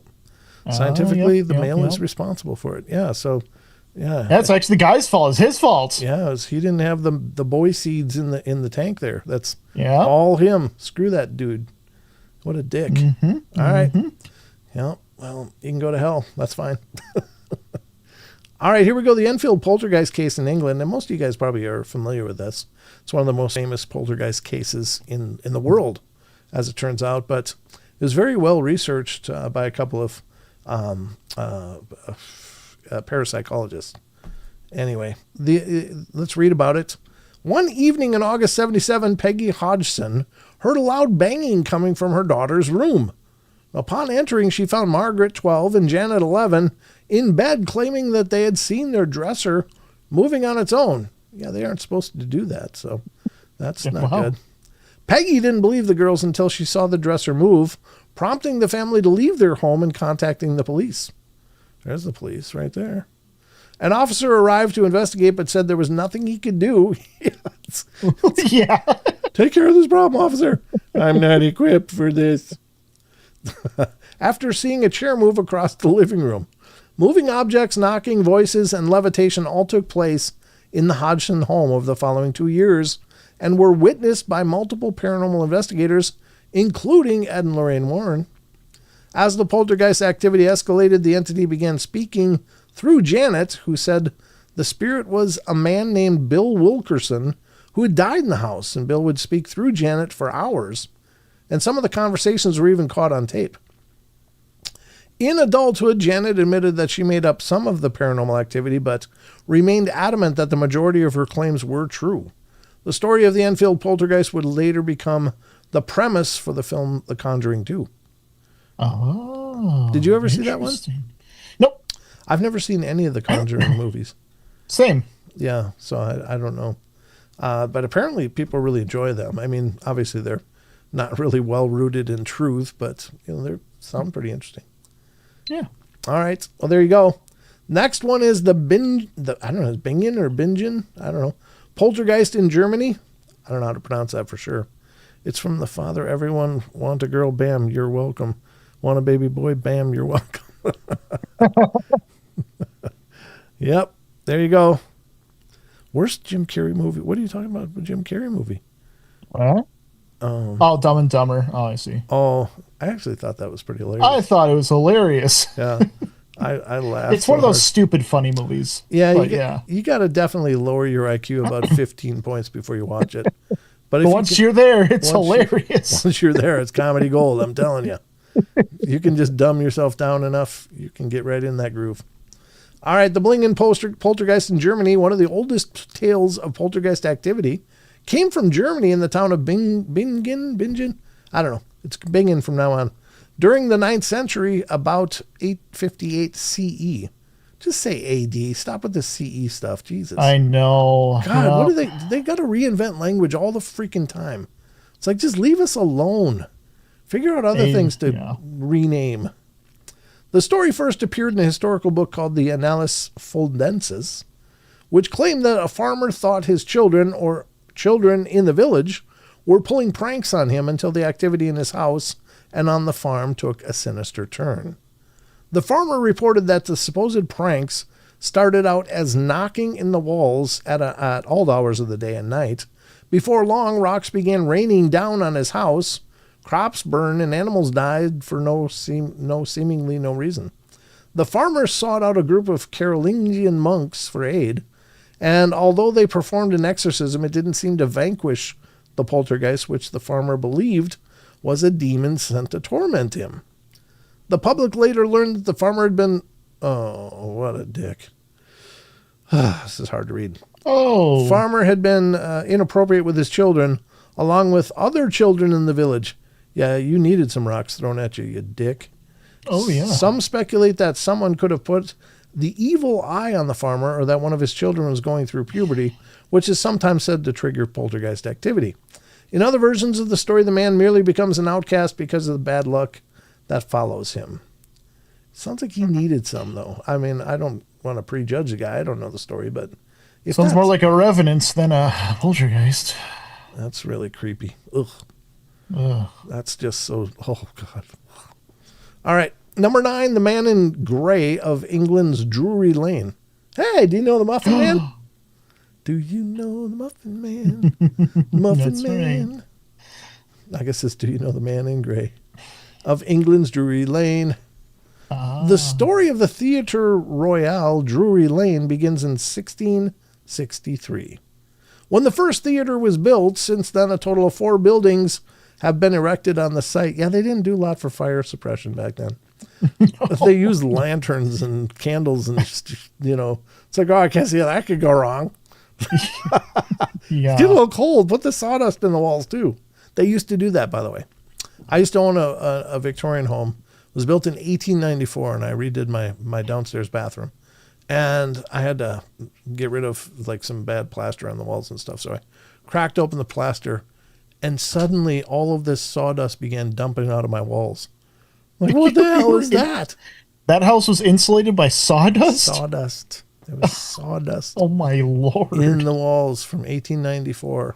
And you know that it was mostly air pocket, and all that sawdust was probably about the lower 3 feet of the wall, and then the other 5 feet or plus 6 feet was just air, because that stuff just settles over time. So, yeah, I just started dumping out sawdust. I'm like, oh my God, this house is a match. It's literally a match. Yeah. Oh my God. Yeah, they used newspaper back in the day here, says the unknown. Yeah, jeez. Crazy. I was just really disappointed when I found all that sawdust. I was like, oh no. This Wes's Bread's $200 fix became a $10,000 fix. Oh, you're assuming I fixed that. I didn't. I just patched it. I just covered it up with the new wainscoting and was like, I'm done. And screw this. I'm not re-insulating that old house. Oh my God, that would have taken me years. I loved that house. I really loved that house. Yeah, it was a great house. It really was. I miss that house to this day. But yeah, that's the way they did things. Now, I will say on that old house, it was built like a freaking brick. I mean, the lumber that they used in that old house was like, you know, now you go to the store and you get a 2x4 and it's basically a 1 1/4 by 1 1/2 or something. I mean, they're not 2x4s. They're not 2 inch by 4 inch. This house was built with 8x10s. And this was truly 8x10 rough hewn lumber. These things were just rock solid. It was really, really well built. Yeah. So crazy. No, I didn't repack it.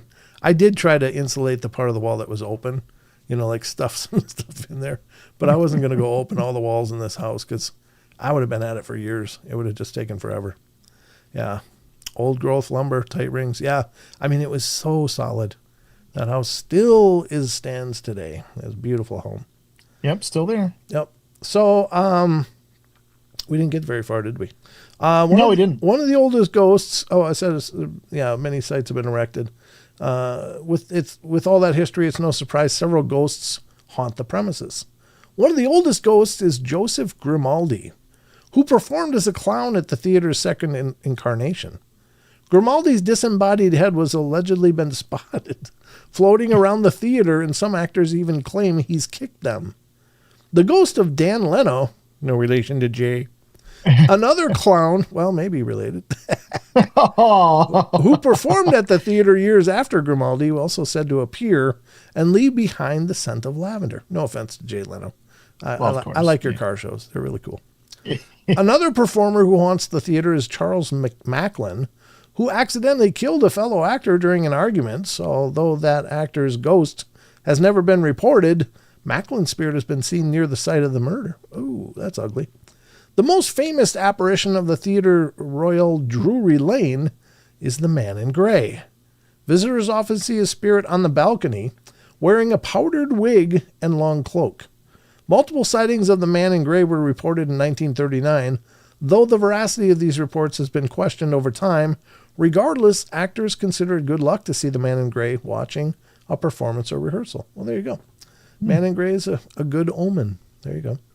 That's kind of interesting. I still, whenever I think of those old periwigs, those old powdered wigs people would wear, it's like, yeah. I thought the 70s were bad fashion, but nope, that wins. That's still the worst fashion ever. I imagine those things were miserable and itchy and just horrible. Oh yeah, itchy, I imagine. Oh my God. People didn't bathe a lot back then either, which is just like, oh, so you're dealing with all those body juices and God only knows what else.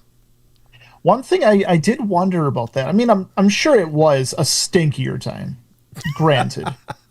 Now, I'm not saying they weren't, but someone actually did an experiment about this where they were saying that because we clean ourselves with all these chemicals and all that, it actually throws our bacterial biome, I guess, in those areas out of whack, and they go into overdrive. But if you don't, eventually your oils or your body regulates itself, and then the odor actually goes away. Yeah, I'm not for sure on that, but someone did the experiments once. Yeah, well, I'm not going to be rocking that experiment. The wigs No, not at all. So Wes says those wigs were full of fleas, bugs, historical facts. I believe it. Yeah. I mean, geez. They didn't wash anything, including themselves. Now, I'm here to tell you, if that was a thing, if you just don't bathe long enough, you can probably just return to what is normal order, and is that a good thing? Maybe that would suck too. Maybe our normal order is horrible. That's true. But it's good bacteria. It's like, I don't care. Put some soap on it. Kill it. Rub some deodorant. Let's go. Fun fact, did you know you are made up of more bacteria than cells? The number of bacteria in your body is more than the amount of cells in your body. I don't know that that's possible, but maybe. It's true. It's true. The internet told me. I'll look it up right now. I mean, you continue. You can see. I'll be looking this up now. Okay. Well, you have your little bacteria fun in the background. Okay. The daughter of Huraboa Bon Hoa in Vietnam. This is going to be a fun one to read. It is now, in what is now Ho Chi Minh City, Vietnam, during the late 1800s, there was a successful businessman named Hoa Bon Hoa, often referred to as Uncle Hoa. He'll just be Uncle Hoa for the rest of this story, I'll tell you that. Who was beloved in the community, had 3 sons, as well as a daughter named Lan. Lan was known for her beauty, but disappeared from the public eye shortly after her 16th birthday. As the public later learned, Lan had contracted leprosy, which badly disfigured her, and Lan spent a year confined to her bedroom, and even staff weren't allowed to look at her. She died about a year later, and Uncle Hoa had a stone coffin placed in her bedroom. Even in death, Lon was trapped inside the family's mansion. According to legend, staff continued to bring food to Lon's room for a year after her death, and on the first anniversary of Lon's passing, a maid noticed that some of the chicken soup left in her room had been eaten. The staff believed that Lon's ghost had returned, and for years after, passersby said they saw Lon's disfigured face peering out of her bedroom window. The story of Lon's ghost was immortalized in the 1973 horror movie The Ghost of the Hoa Family, but public records indicate that Uncle Hoa never had a daughter. The legend also claims that Lon died at what now is Ho Chi Minh City Museum of Art, which was built after Uncle Hoa died. Okay. Maybe it's the same location, though. Maybe that's it. There you go. This was the 10 famous ghosts from around the world. Did you guys enjoy that? Yes. Jesus. Update. Yeah? I'm correct. You're correct? We are made up of around 40 trillion bacterial cells in our bodies, whereas human cells, we have around 30 trillion. Maybe you have 40 trillion. No, I have 50 trillion. Probably about. I'm number one. Yeah, you don't want to be on any list unless you can be number one. I'm rank 1 in the world right now. Good for you. That's a record worth holding on to. No, I don't see anybody challenging you for that one. But yeah, I didn't know that. I can't imagine that could be true, though. I don't understand. Maybe bacteria. Because bacteria is smaller than human cells. Maybe that's what it is. You hear my cat? Yes. Mr. Pikachu's just not liking that the door is closed. He started doing this jumping up in my lap thing, which is new for him. He's not an affectionate cat, but he's decided he's trying it now. And so he jumps up in my lap and just headbutts me until I start petting him. He's so forward about it. So needy. Yeah, he's a needy little boy. All right.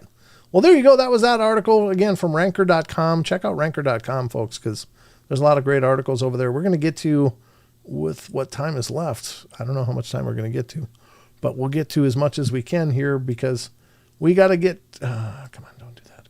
We got to get to, what the hell is that? Oh, yes. Are you ready for that? Yes. All right, ladies and gentlemen, it's time for... What the hell is that? There you go. What the hell is that? What the hell is that? Let's find out, because I got a few things pulled up. Maybe I'll save some of these for tomorrow, because I got 5 things pulled up, but I don't think we'll play all of them tonight. But this is a segment of the show where we showcase some kind of paranormal evidence to you. Could be video evidence, could be photographic evidence. And you guys, Brent's thought of the day. What's my thought of the day? Does it have to do with bacteria? Yeah. I don't know what my thought of the day is. I just saw it. We never doubted you, Sheldon. BJ Lapierre says. That's right. We're mostly bacteria. Elaine says that's just males, by the way. Because ladies are too sweet. That's why. I like my bacteria. See, I'll bet you do. It's a good thing we're remote here. That's all I'm saying. All right. But we're going to show you guys pieces of evidence. You, as the audience, get to vote on that and utilizing the chat. We're going to have you vote on each one. If you think what you're looking at could be real paranormal evidence, put a 1 in the chat. Just number 1. That's all. It's real quick and easy. If what you're looking at, you think, it's a bunch of crap, this is not real, give me a 0 in the chat. And if you think you're somewhere in the middle, like, could be, but not sure, 0.5, 0.75 if you're more towards believing, but not quite. 0.25 if you're kind of giving it a shot, but not really into it. So get creative, but those are the ways you weigh in. I really like this segment. It's been fun. I was so close to guessing his name. I thought Robert. Oh, did you? Barbara, are you talking about the guy that I saw that disappeared? Is that what you're talking about? Guessing his name? Oh. Yeah, it was Roger. It just came to me out of the blue. I was just like going out to my car, and it was just like Roger. I was like, oh, yeah, that was his name. Really cool. Maybe that was him. Maybe. He's reminding you. I told you my name is Roger, you bastard. Sorry, Roger. Sorry. Didn't seem to remember real well. I don't remember names well, though. So anyway, we're going to start this off with a picture. First one we're going to do is a picture. This is coming from the Facebook page of Ghosts of London. And this is a really cool page. I don't know if it's a TV show over on the BBC or not as well, but it could be. It may not be. I think I'm not sure if it is or not, but they do host a ton of different videos and pictures of things over on their channel on Facebook. So definitely check them out. Go follow them, subscribe, because there's lots to check out. And again, even if what we're seeing, you're like, oh, there's no way is this real. I'm not saying penalize the page that's posting it, because I think it's great they are posting these things, and it gives us a lot to talk about. And it also gives you a barometer on what people are thinking when you read the comments. Yeah. So kind of shows you some of the confirmation bias on some of these, and some of them show you real critical thought, and others just show you the skepticism some people have, just the unbridled skepticism. And it gives you a good feeler for all of that stuff. So I love that these sites post these things. Not that they're representing it's true. They're just putting it out there saying, what do you think? Just much like we're doing here on What the Hell Is That? So definitely support these pages. So love What the Hell Is That, Amanda says. Well, good, because here comes your first What the Hell Is That? And again, make sure that I turned it off. Okay. Here is the first one. This is an image, and it says the boy was born only weeks after his grandfather's death. During a visit, he crawled into Grandpa's favorite chair, inspired his mother to take a photo, and when the image was reviewed, a strange reddish figure appeared. Some believe it could be the ghost of his grandfather. So let's zoom in a little bit here and get a good picture as big as we can. That's as big as I can make it. So question is, could this represent the spirit of the grandfather being there in the chair with the boy? Looks like clearly like two legs, and this does look like a head. Shoulders maybe. The chair back kind of pulls your eyes to it as if it's a shoulder, and I'm not suggesting that it has to be, but could this be Grandpa? What do you think? Sitting by the little child. I think it's a sweet idea, honestly. I love the idea of this, but I don't think this is the actual photograph. I think it's a picture of a screen, that somebody took a picture of a screen showing the photograph. And maybe it's a small screen on the back of a digital camera. I don't know. But let's see what you guys think. So we got some votes on the table here. Let's look at the votes so far. So Unknown says nope. BJ Lapierre's nope, not buying this one. Wizard Moon gives us a scared face or wide eyes. Grieving Model's not buying this one. Neither is Sharon Sunshine. Andrew Gnome's Truckin's all in on this one, as is Josie. It's Valady. It's Valady. I don't know. What is that? But Carol Pack says 0. Not buying this one. Lori Gibbs is all in. Stony Jackson says, yep, this could be real. 0.5 for Lane Clifford. Halfway there. It's a lady. Oh, maybe it is a lady. Yeah, it could be. 0.5 from Wizard Moon. 0.5 from Kitty Caddywhack. T-Bone's not buying it. It does not look manipulated, said Lori. Yeah, I don't think that it necessarily does. As well. The Unknown's giving it nope. 420 Man from the West, halfway there. Amanda, nope. Ked Star's giving it 0.5. Owl Woman, nope. Ralph Hammond giving it a halfway. Could very well be, says Skyline Pro Dial. Skyline Pro Dial. Nice to see you. Thanks for stopping in. Good to have you here. And then comes Kel. Kel's giving nothing. Karen Alberding's, yeah, it might be halfway. Looks like old film photo. It does. You're right, Skyline. It does look like it's a period picture for sure. Yeah. Not current digital or maybe old film. Could be old film. If it's film, it could be a tear in the shutter curtain, light leak. Yeah, it could be, but every one of the pictures should have that then. And I don't know. There's a lot of questions we can't answer. Like, do all of their pictures show up with this apparition? Then yeah, it's a mechanical thing for sure. But if it's only this one, that's a little more suspect. Hi to you. Oh, thanks, Skyline. Thank you. Let's see. Okay, so what do we got over on Rumble? 0.5 from Barbara. Dog Digger, 0.5. Possible exposure issue. Yeah, it could be. You're right. So that's where we got Car Juice. Not any vote. No vote from Car Juice on this one. That's fair enough. You don't have to vote. It just makes it for good discussion if you do. And no pressure, though. Old film can pick up paranormal than digital. You know, there is something about that. You're right. Skyline, there is a lot of belief that digital can give you a lot of false positives, but the actual old exposure, light exposure with films and negatives is probably more accurate.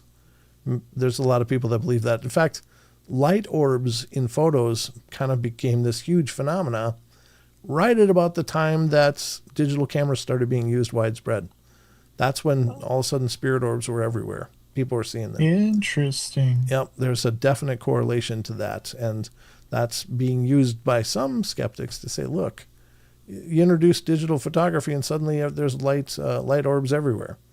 Maybe there is something to that. I still think I've seen some really good light orb photos and video through the years. But there's a lot of bad stuff out there too. So very cool. I appreciate you guys weighing in on that one. That's the first one. But there's more. And by the there's more, what do I mean? Well, that there's more. And this one comes from our good friend, Mr. Josh Casto, who is a longtime friend of the show. And he sent me this on Facebook. It comes from paranormalwarehouse.com, their Facebook group, but I think it's also a website. I have not visited paranormalwarehouse.com, but I'm not sure if they offer things for sale or what, or if it's just the topic that they discuss. But very cool page in any rate. Check them out on Facebook. Here is this one. This has to do with Bigfoot. See what you guys think. No real backstory as far as I can see, but let me go back and really check that. Was Bigfoot captured on this trail cam? Well, let's have a look and see what you guys think. Man, my cat is being obnoxious. I can hear him. He's just pissed. It's like, why is this shut? This should never be shut. Clearly, he's got a new plan, and he's like I said, he's never been a snuggler, but he's trying to be. And he jumps right in my lap and just starts headbutting me until I pet him. So he doesn't know how to snuggle really, but he's working on it. Yeah. Got to give him credit for the effort.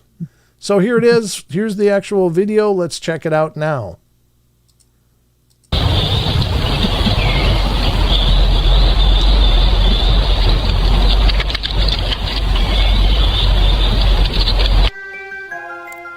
Okay, I'm going to do without their music. So here's the video again. I'll just leave it looping here. Do you think this could be a Bigfoot? It's got a lot of time on their transition there. I'm looking at it again.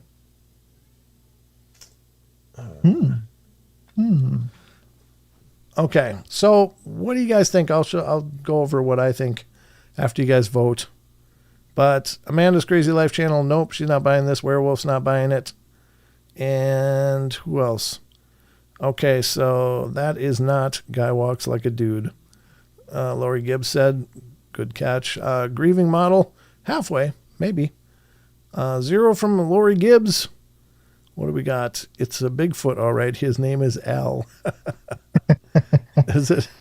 You might actually know the backstory to this, Wes. This is kind of your wheelhouse. But what does everyone else say? Walks Like a Dude, 420 says. Sharon Sunshine, nope. I don't know. We never met up close. Proof positive video. I wrote on Facebook, we're living the dream compared to the eastern part of the country. Yeah, we are, for sure, for the weather. Yeah. Kitty Cattywax giving it a nope. Kedstar, nope. Andrew Gnomes Trucking, yep, he's all in. Ralph Hammond, nope. Author illustrator BJ Lapierre, nope. Steps seem short, 0 from T-Bone. Oh, okay. Owl Woman says, I have orb videos taken during that temperature, and I've been told it's a bug. Laugh out loud. Oh, no, it's not. Yeah, if you're getting orbs in really cool temperatures, it's definitely not a bug. Rachel Gets It Right says, nope, this is not real. Josie, nope. Wizard Moon, nope. The Unknown, nope. 0.25, stride looks like a man, arms normal length. Good points, Android. Very good points. Elaine's, nope, not buying it. Feet don't come up high enough. Arms are too short. Good points. Great eye, Ralph. It seems to walk like a man, but I don't know. Yeah, good observation, Unknown. 420 Man from the West, nope. Oh, Sasquatch Chronicles says AI. Yeah, it could be. You can make AI make things look like they're caught on a trail cam. You can tell it how to make the exposure, and it'll do it and look, just like this. But I think Karen Alberding says 0. Carol Pack says 0. Brent, AI, really. All right. So I didn't know it. I thought Wes said Al. I didn't know he meant AI. Okay. I can't tell if it's an L or an I. Is it just a small case L or a capital I? I don't know. I need the hats and the feet on the capital I's to really show. Lenda's giving it a 0. Cal 0. Want me to recreate it? What color hat do you want him in? Let's do a pink. Yeah. Pink Give us hat. a pink There you hat, go. Wes. Let's just really scream sass because we want a sassy Squatch. People like to fake stuff. Yeah. Man from the West. Yep. Purple says D-Bone. Purple hat would be fine too. I did actually think purple as well, but then I thought pink would be funny. The scary thing about this is, as far as the proportions, I agree with everybody in saying that the arms were too short in the walk and all that. Yeah. But the thing that didn't enter my mind at all was AI. It actually didn't. No. And that's actually kind of scary. Well, this doesn't look like AI. Like when you think of AI, you think of something that's very pristine. You don't usually think of it being weathered and kind of misty like this. But you could probably type that out. Oh, you can. Yeah. No, you absolutely can. But it's if somebody's going to make a hoax, putting it in this kind of exposure rather than crystal clear is the best bet.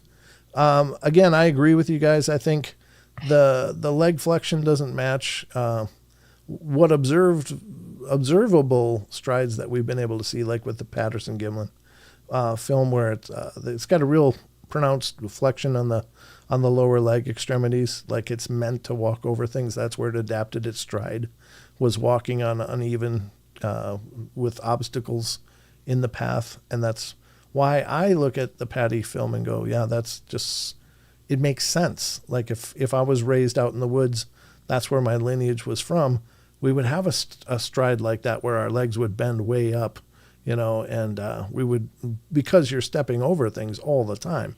And the leg flexion is almost 90 degrees on Patty in that film. And it also seems to be very similar to the Freeman footage as well. There's a few videos out there of Bigfoot that I think are very legit, and certainly the Freeman footage, Patterson-Gimlin footage. The Leaping Yeti film out of Russia, I think, is very good. And that's a whole different kind of stride as well, because it's bouncing. It's like bouncing as it goes. But there's a point where it's like down on all fours in like a chimp posture. And a person just couldn't do that. So, and then when you look at it as it's leaping away, its arms are out to the side and they are long as hell. It really is a pretty striking footage. But, oh my God. Wes is right. I see it now. So, yeah, Wes said the forest and scenery isn't AI, but just the Bigfoot's AI. But, okay, so when the Bigfoot's walking, yep, there's a tree that's off in the distance that is like it continues the line as if it's in front of him, that it's walking behind it. I saw that. Yep, it's a little, you see that? Tree. That little tree. Yep, that little tree. Right. Yep, I see it now. Right there. Yep, boom. This one right here. Yep. And it'll take a few seconds for the audience to see it. Well, they're hearing it and seeing it at the same time, but you're getting my voice before the video. But this is the tree right there. That's a good catch, because that tree is actually behind this fallen log in the background. So that's a great catch, actually, Wes. Yeah, very cool. What do we got over on 0 from Barbara Mora? Foot lift, dog diggers. Yeah, he noticed that too. Man's proportions, not Bigfoot's. Yeah, the arms are definitely human, not what's observed in most Bigfoot evidence that's regarded as real. The arm length is definitely longer than human. In fact, the arm and leg length on a true Bigfoot should be about equal, whereas on a person, our legs are about 20% longer than our arms, and so it's quite a marked difference. And that feedback is not from me. That's from Thinker Thunker, who did a great job breaking down body proportions and why evidence could very well be real, just using that as a measurement and a litmus test to compare against what you're seeing. That's a good catch, though. That one tree really sells it, doesn't it? Yeah, it does. Yeah, that was really exposes that. Yeah, that's really fantastic.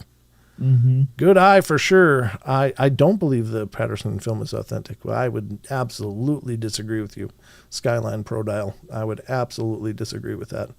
Vehemently. I am absolutely convinced that is real. But that's my take on it. And you have every right to feel the way that you do.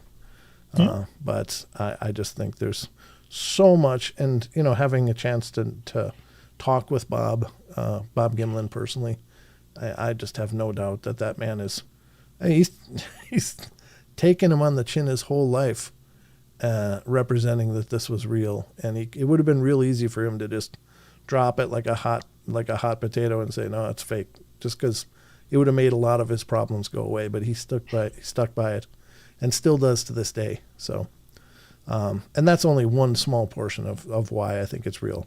But I do have the benefit of having met and talked with Bob at length about his experience, and that man is the most sincere, genuine person I've ever met in my life.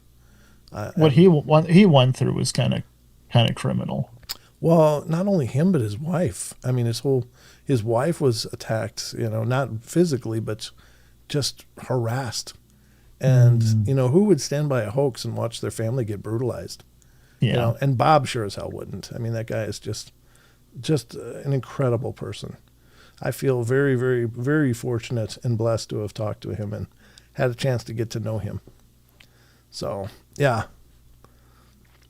No, I don't agree there's a separation in the beginner. Suit. Yeah, there's no separation in the suit. I mean, it's what is it, 8 or 16 millimeter, and it's not digital, so the lighting is in a forest, but there's no separation that's visible. There's no way. And plus, they didn't really have the technology for those kind of suits back then. Well, no, that's true. Bill Munn's, the creature creator for the Planet of the Apes, said we couldn't make that. He said it maybe could have been made for like $1 million or more, but 2 cowboys are not going to be pulling that together. 2 rodeo cowboys are not going to be doing that. The ghost box is trolling me. Beginner. Yeah. Yeah. So. Definitely a separation in the rear. Definitely not. I disagree wholeheartedly. No. I have looked at that video hundreds or thousands of times. I've broken it down. I've zoomed in on every aspect of it. I've watched breakdowns of it. I've talked to Bob. I mean, I'm not a scientist, and you certainly don't have to believe me because I say it, but I just am absolutely convinced that is the real thing. There's no question. Absolutely no question. That's her butt. Hey, the separation. It's a butt crack. I have one too. Just kidding. Don't take any of this personally, Skyline. I mean, no, for sure. I'm perfectly fine with you having whatever opinion you want and what you believe 100%. is true. But I really think that what was captured was genuinely the real thing. So don't take any of it personally. You're absolutely welcome to your opinion, but just understand I don't agree with you, and that's fair. We don't need monocultures of thought. That's not what this world needs. So I think we're all pretty much on board that this is not a real video. So that's the second one. 'Tis not. I think we'll do one more, and that'll be kind of the end of the show, actually. We're kind of almost running out of time because I don't want you guys to be late for Mr. Dave Scott on Spaced Out Radio. He's coming up next at 9 o'clock, not on this channel, but on his own channel on YouTube. So I hope you guys will check it out. All right, let's go to the last one. Personally, never. I know that's not what they look like. Well, I will say this, Skyline. There is an incredible variety of biodiversity in observed reports of Bigfoot. There's some that claim they look exactly like a person, except they're much hairier on their bodies and stuff, but their face looks like it could be, some person on the street, like they look that human. Then there's the reports of the ones that look like they are absolutely like almost chimpanzee-like, or if you look at the Patty one, it's kind of an amalgamation of both, or, that they seem to exhibit a whole array of biodiversity, much like we human beings do. Like if you went to let's say an alien that had never seen Earth or any of its people, and you put me next to some guy from Mongolia, they would maybe say that, well, we must be different races because there's a lot of differences between them. Or me next to some sub-Saharan African person or something, that we have a lot of discrepancies, although we have similar characteristics. But we know that we're all Homo sapien. We're all in the same line, but we have an extraordinary array of biodiversity. And I've heard claims of all kinds of different types of Bigfoot. The big hulking, bulky ones, the skinny, athletic-looking ones, to emaciated, almost stick-like ones. And so and they don't all start at 10 feet tall. There's every size in between. And so, it's very possible that differences in appearance have more to do with that kind of biodiversity than they do with them actually looking one specific way versus another. So, just a thought. All right, we're going to do this one. Maybe not this one, this one. This one's from The Face of Horror, and this is on YouTube, and they put up this video. It's kind of a cool one, but let's see what you guys think. And I'm sorry, I won't keep trying to sell you on the Patterson Gimlin film, but yeah. So, then Elaine says, Patty is exactly what I saw up close and personal. Yeah, exactly. Wow. There you go. So that's cool. All right, let's go to this. There are many kinds. They are genetic hybrids, human DNA. Well, there seems to be with the Ketchum study, there seems to be at least a maternal human element, but there's some strange paternal element that we aren't quite sure about yet. But yeah, there does seem to be at least some human DNA in there. That's a good point. All right, let's go to this one. This one is, again, what did I call it? The Face of Horror on YouTube, and they posted this. So let's check this out. And this is a video, so let's see what they say. These police officers were called to an accident after reports that a woman had been hit by a train. When they arrived, one of them started recording. That's when they captured something terrifying. What looked like a woman's face staring right at them. Many believe it was the poor soul still lingering there. But what do you think? These police officers... All right, I'm going to mute it, and that's the capture. Do you think that that's the face of what might be a ghost woman? I guess the train was already... Was it emptied out? Is that what we're led to believe? Or could it just be a person up in the train going, hey, when are we going to get to the station? And I don't know. They don't give us a lot of information. There's a lot of questions. But could that be an apparition watching? What do you guys think? And it's just that quick capture right there. If I could just back it up a hair, maybe we can lock in on it. No, it's not going to let me do that. Let me just keep playing, and I'll try to stop it better this time. There, that's the face. Apparently looking down from the car. It could just be a smudge on the window. And pareidolia would say, hey, that looks like a person. And there it is again. It does seem to change, though, as they change. Yeah, as they move. Yeah, It does seem to change as they move, which I find interesting. So there's a better look at it. Is that potentially a woman? What do you guys think? Let's vote in the chat. What do they say? What are they saying? What are they saying, Sheldon? Ralph Hammond says 0 or O. 0. Stony Jackson says nope. Elaine Clifford says creepy dude either way. Yeah, it is. Wizard Moon, that's creepy. Skyline says Glimmerman, Dogman, Bigfoot, Pale Crawler. Could be any of the above, I suppose. Kedstar says 0.5, halfway there. T-Bone, halfway there. Ralph Hammond says, looks like Xerox copy. Oh, kind of does have a copy look to it, yeah. Kieran Alberding says, I'm thinking nope. Sorry, I'm just interrupted, but Wizard Moon, 0.5. Henry Dog, 0.5. Rachel gets it right, 0.5. Author, illustrator, B.J. Lapierre, 0.5. What's Josie say, Sheldon? Do you want me to continue doing it, or is it hard to read? No. Josie says 1. Okay. Lane Clifford, 0.5. Amanda's Crazy Life Channel, 1. Belief. Rachel says, very Jacob's Ladder. Oh, I'm not familiar with that. That's a movie, though, right?